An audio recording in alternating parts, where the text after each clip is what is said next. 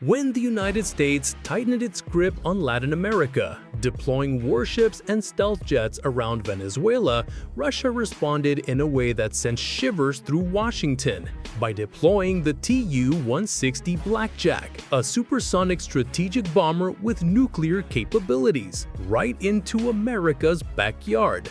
Every time this massive aircraft lands in Venezuela, the world knows tensions have reached a new level, and Moscow's message is crystal clear.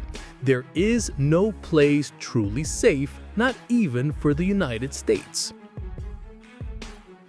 Tensions between the United States and Venezuela have been escalating like a fire continuously fed with fuel.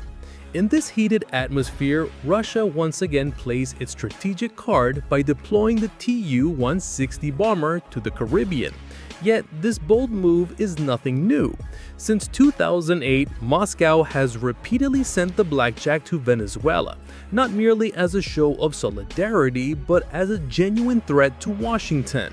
Every time whispers of U.S. military intervention in Caracas surfaced, Russia responded by showcasing its long-range strike capability, one that could pierce through America's defenses from an unexpected direction.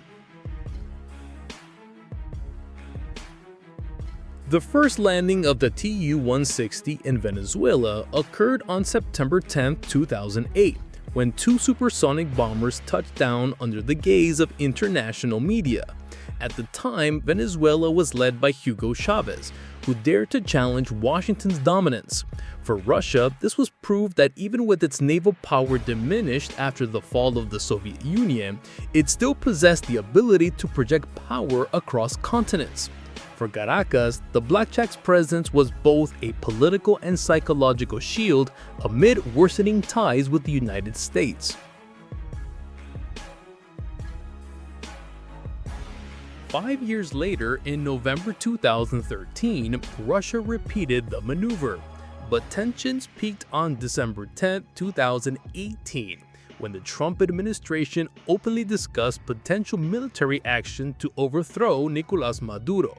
Once again, two Tu-160s landed in Venezuela, a reminder that U.S. intervention would not come without significant risk. This aircraft is far more than a symbol of power. The Tu-160 is one of the deadliest strategic bombers in the world, capable of carrying 12 cruise missiles, including nuclear-armed variants. The KH-101 is designed for high-precision conventional strikes, while the KH-102 carries a nuclear warhead and has a range of more than 5,000 kilometers.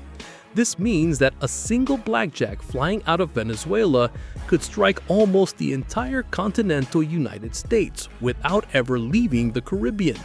For the Pentagon, this is a living nightmare.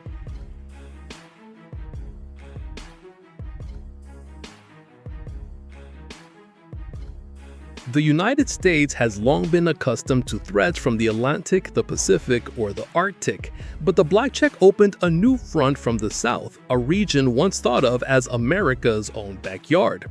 Each time this aircraft lands in Venezuela, Washington is forced to recalculate its defense strategies.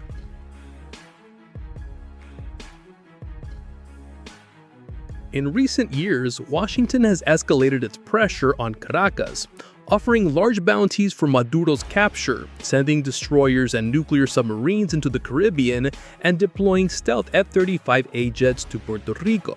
Yet each of these steps has been met with Russia's response, the arrival of the Blackjack. Russia's message is simple: never assume we are absent. For decades, the Tu-160 was used more as a diplomatic tool than an active weapon, but the war in Ukraine has changed that perception forever. In mid-2022, the Blackjack was used for the first time in an actual combat operation, launching cruise missiles at targets in Ukraine. This moment marked its transformation from a Cold War icon into a true weapon of the 21st century. Russia has also restarted production of the Tu-160 after decades of dormancy.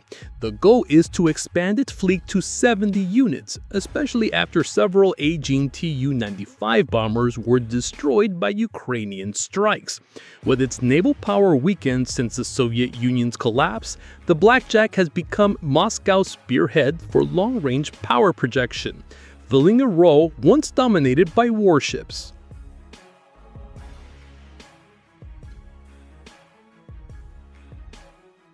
Military analysts argue that each Blackjack landing in Venezuela is not merely a show of force, but part of a broader psychological warfare campaign. Its presence forces the Pentagon to reassess the risks of intervention. Even if there were secret understandings between Moscow and Washington, such as exchanging influence in Venezuela for strategic concessions in Ukraine, the message carried by the Blackjack remains uncompromising. Russia will not stand idly by. The close relationship between Russia and Venezuela is no sudden alliance. Since the era of Hugo Chávez, Caracas has sought strategic partners outside Washington's sphere of influence, and Moscow sees the opportunity to expand its reach into Latin America. This partnership extends beyond military cooperation into energy, making Russia a vital ally for Venezuela.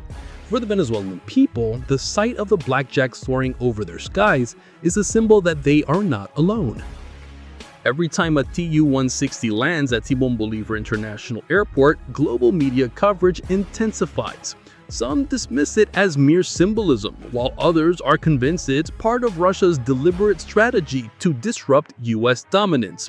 Regardless of perception, the Blackjack has become Russia's most effective instrument of military diplomacy in the Western Hemisphere.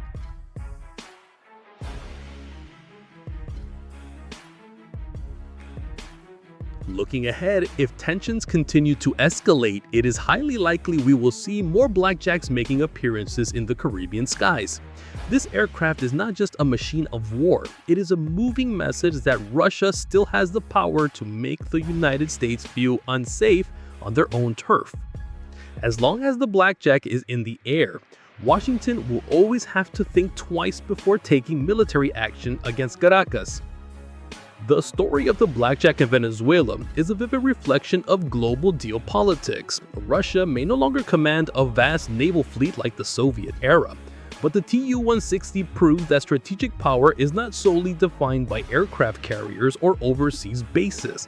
A single landing of this bomber can shift the calculations of a superpower like the United States. Is the Blackjack merely a diplomatic card or a genuine threat ready to strike at any moment? The world may never know for certain, but one thing is undeniable. As long as the Tu-160 flies over the Caribbean, the United States will never truly be safe.